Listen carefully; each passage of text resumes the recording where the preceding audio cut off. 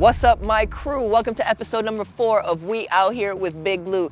Today we're standing outside of the Tea Lounge located at 268 Piccadilly. This is between Wellington Street and Richmond Street, and we're gonna have a very cool conversation with Cynthia Aguiar. She's a dancer and performance artist based out of London, Ontario, and we're gonna explore her mind, we're gonna explore her space called the Garage for Creatives, and we're gonna check out the Tea Lounge. So without further ado, let's go inside. Welcome to London's most popping show, where we highlight the 4 cities' incredible talent, share their stories, and explore their minds at the coolest spots across the city. This is We Out Here with Big Blue.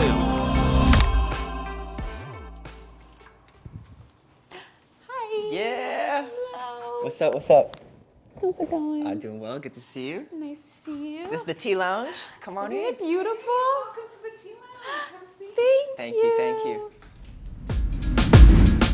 Thank you once again, Cynthia, for being here for real, in this magnificent space. And now we get to explore your mind. But before we do that, I think it's probably best that we pour ourselves a little bit of tea. Yeah. We've got some jasmine pearl tea, and a little bit later we've got another super herb that we're gonna hear a little bit about. But let's try this first, see what your thoughts are, and then we'll dive in. Let's do it.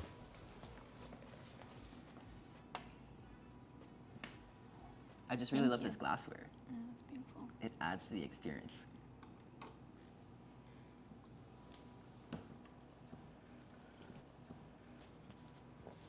What do you think? It reminds me of my childhood. I don't know why, but that's why I love Childhood, tea. good childhood, bad childhood? Good. Beautiful memories. It's refreshing, so it reminds me of summer. It's super refreshing. I don't know why. Probably no blueberry in there at all because it's not at all, but the glass the itself cup. reminds me. It's very refreshing though. Super delicious. I got a couple of questions for you. Great. Now that I have you here, but before we dive into any of that, I think it's important to give people like you their flowers. People that are very actively involved in their community, sacrificing day in and day out to kind of bring a better light to the city. And especially artists, they do a lot of work underground that goes unnoticed by a lot of people, whether they know it or not. And it's that work that is done that really allows us to take it to the next level while we're in front of people, you know, when we're actually performing, quote unquote. Very cool what you've done individually as a person, but more importantly, the impact that you've had on the greater community, myself included. So because of that, I wanted to say thank you. Thank you. And I'm very lucky. I have such a beautiful team in the company, so I'm very, very grateful. They're a solid group. If you haven't heard of them yet, the team is La Compagnie de Danse. Got a couple of other team members as well, but I'm sure we're gonna hear about them in just a little bit. Fantastic. So let's kick this off. You're obviously very familiar with one of our team members, Brad. You've worked together in various projects, and so one of those projects recently was a docuseries that the two of you did. And I realized that this is almost like the last chapter. We're moving on to the next, so I don't want to spend very much time on it. But let's kind of summarize that real quick so that we can set the foundation for who you are today. Yeah. So we had the honor of having that documentary made by Brad about La Compagnie, and it was our process. It was kind of how we came all together, the process that we go through in our creative process when we have a show, the difficult times that we've gone through personally, and how we've come together to help each other out. So it was just a beautiful way of showing our story and telling our story together as a family, and to be together as a family watching it was just so magical. So we're very grateful for Brad because it was so well done. It really did represent our family, so that it was a great experience. I thought it was very neat. I was actually there for the viewing. I was part of that whole release, and that's, I suppose, during that time over the docuseries is when we actually met as well. So having seen you all grow and have the impact that you've had within the community, phenomenal in itself. So big shout out to the two of you for real. So who's Cynthia today? Cynthia today is definitely evolving and growing as a person. I feel like I've taken a bit of time off to focus on my health, and now I'm kind of getting back into the swing of things, which I'm very, very grateful for. I think in that time I've done a lot of healing where I've been able to kind of refine maybe who I am and where I want to go within the art community or within my own passion. Where's I think right now it's movement. I think it's movement to bring people together. I think it's community. I think it's doing events as a community. I think it's collaboration. because I feel like I learn the most from different forms of art, from different artists. So I think it's really just connecting with different people in London, in the community, because there's space for all of us. And so I think it's taking that route and really just keeping those connections strong and building new ones. We also have a new space that we'll be practicing and rehearsing out of and creating, and that's been a very beautiful healing space for myself. So there's a lot of different parts of La Compagnie that are growing, Right. but we're a family and we're still kind of all moving together. You make it work. What would your day kind of look like in handling and managing all of that? I'm trying to pace myself a little bit and not push too hard and be mindful of what I'm able to do. I mean, my typical day is waking up and doing yoga and meditation every day, and I've made that very much part of my daily practice. Often I'm talking to certain company members that are helping me with maybe social media and those behind the scenes things. You know, we have a million Google spreadsheets to kind of try and keep things organized. We are working with different artists, whether we're doing music videos or backup dancing, and we're just connecting with different people. So every day is different. Mm-hmm. That's exciting. That which keeps you on I your toes. love. Yeah. Yes, I So love what's, that. Yeah. so far, the most exciting project of 2023? So for me, the most exciting thing has been turning my garage into a creative space and dance studio, because for me, it's provided a lot of healing. And that's exciting because that then creates space and puts me in a place where I can do more of my Absolutely. art and bring more people together. Absolutely. So I think that for me right now, that's a bit of a highlight because it's providing healing, it's providing connection, it's providing space to do what I love, which is dance. So I think that that's really exciting, but I have a few events coming up and workshops that I'm very, very excited about. Can I talk about them? I think we should talk about them, but maybe we ask Michelle if she can tell us a little bit about that, and then we can over the nice hot cup of tea. Yes, I love hear that about idea. these events. Absolutely. Yeah. All right, my crew. So we got Michelle here, tea sommelier and the shop owner of the Tea Lounge, and she's going to introduce a little bit about herself and, of course, the tea that we're about to enjoy. So Michelle, thank you for having us here once again. How did you get involved in the world of tea? Well, I lost a couple of people who were close to me, and along that journey, I decided to really take a look at how I was spending my life, many aspects of my lifestyle, my diet, and on my way through my nutrition journey, I discovered tea, and I just fell in love with it. Wow. And I especially fell in love with understanding the origins, the geography, but was very concerned with the ethics of tea. A lot of us don't realize in the West some of the issues around quality and around the ethics of the tea industry. So I started sourcing my own tea, and then this happened. And here we are. Fantastic. That's wild. Well, thank you for sharing that knowledge and I suppose wisdom with us as well. And I'm sorry for your loss. But beauty comes from that. Yes. What do we have here? So I've made for you, this is a Korean jeju. I don't know if they can see the leaf here, but I want you, before I tell you too much about it, I want you to tell me what you smell. Whew. It smells. Do you this one smell before. the ocean? Seaweed? Do you smell Yes. a creaminess or a brothiness? Brothy? Both of those things. Yeah, yeah. So this is from the island of Jeju in Korea, and surrounded by water. And I'm using, this is really traditionally a style of pot, side handle pot, we call it kyusu, that is used for Japanese teas. But there's a lot of similarities in many ways to Korean styles of tea service and Japanese styles. So this, using this small pot with a lot of leaf, we don't have to steep it very long. We can get instant gratification. There is a saying in the East that the smaller the pot, the better the cup. And it also forces us to be very mindful, and we make sure that we honor the process of the tea preparation and don't rush, and allow all of the drops to come out.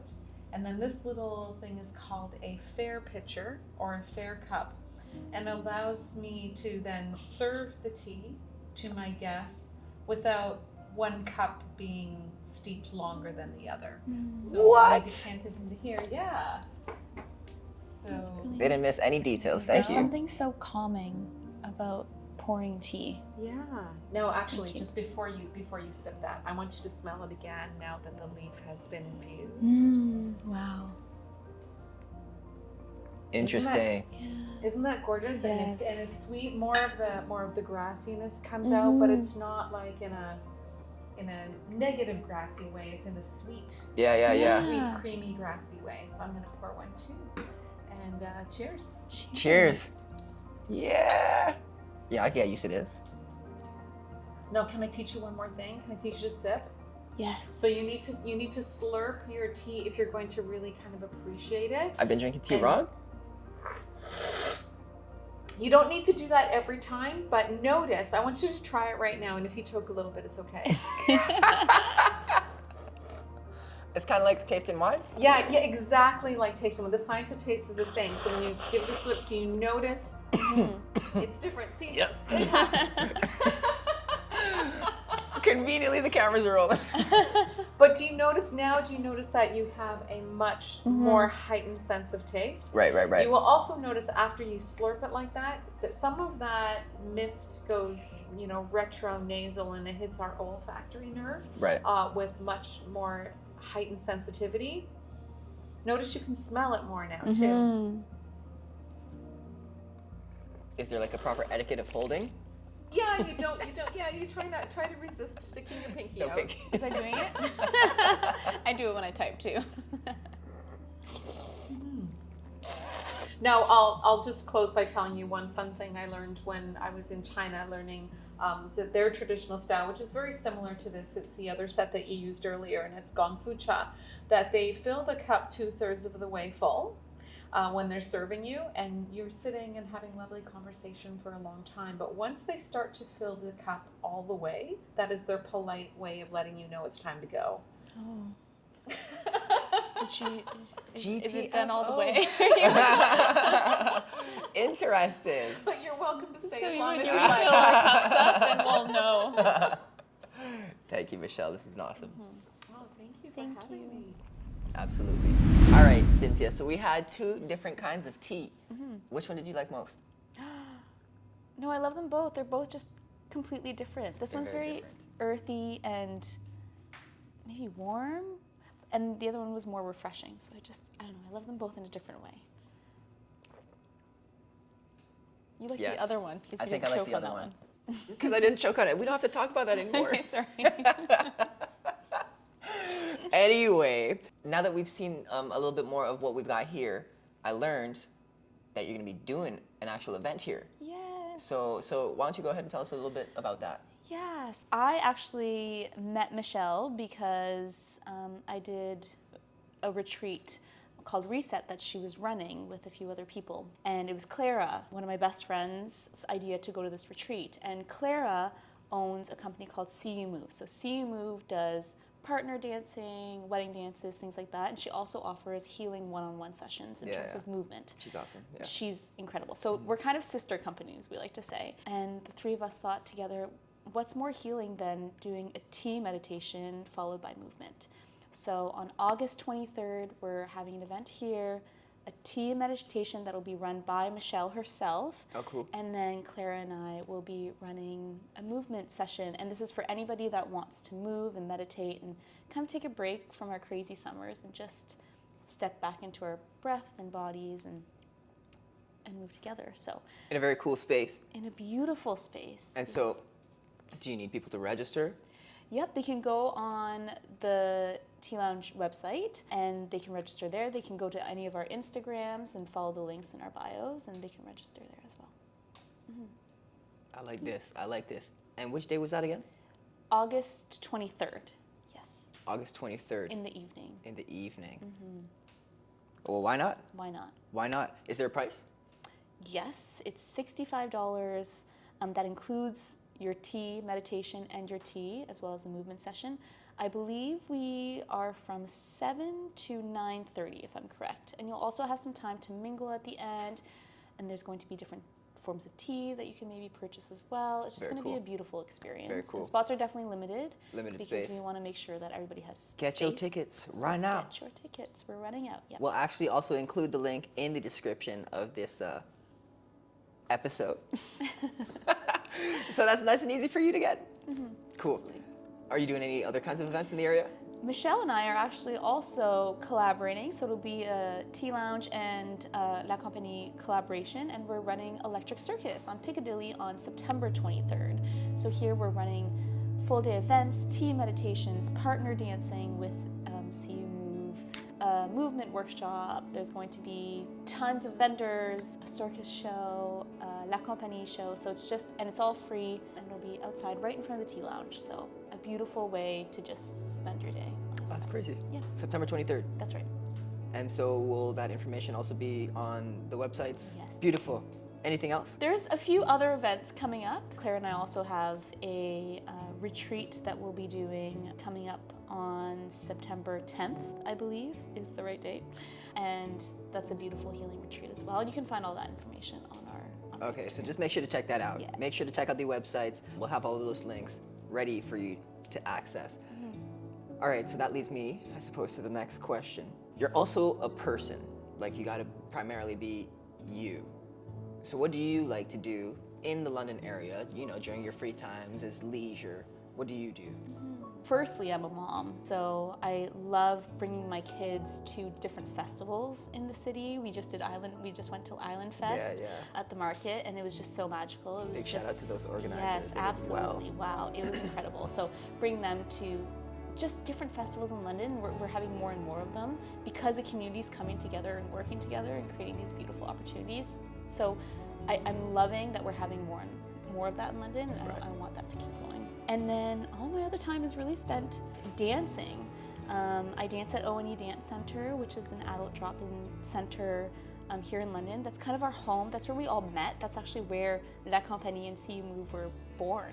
We're very grateful for our home, and it's just the most magical space. You get to go and dance, whether you've had dance experience or have never danced. It doesn't matter your age as long as you're an adult. And so It's I fun. think all of my extra time is there. Yeah, it's so It's fun. I've been to a couple of classes, I'm not gonna lie, and I don't necessarily call myself a dancer. Like, don't get me wrong, I'll dance on stage, but the challenge is always welcoming, and the instructors, the teachers, and also like your classmates, the people that you're dancing next to, are judgment-free. So like, I definitely recommend checking out that spot for sure. Absolutely. All right, so that's like your fun kind of items, still work related, but it's your stress relief. You know, it's you. So that's genuine.